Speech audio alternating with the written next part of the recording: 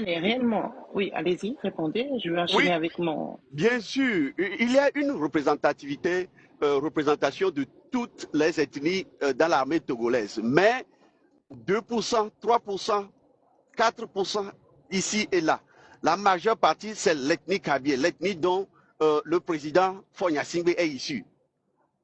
Est-ce que vous voyez? Donc, c'est ça qui donne en fait le pouvoir au président Fonya Singbe de mater, de réprimer les Togolais faisant usage de l'armée à toute occasion. Donc c'est ça, l'armée n'est pas représentée de façon équitable sur base ethnique telle que le Togo est composé. Non, elle ne l'est pas. On se dit systématiquement, donc il ne s'agit pas d'une armée, mais il s'agit plus d'une milice personnelle ou des agents de sécurité personnels pour une seule unique personne, d'accord? C'est le tableau, pour nous, il est représenté comme ça. Donc, concrètement,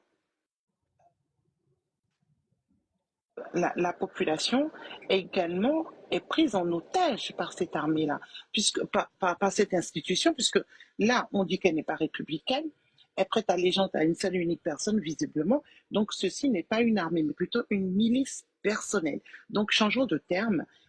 On ne parle plus d'ici d'une armée, mais d'une milice.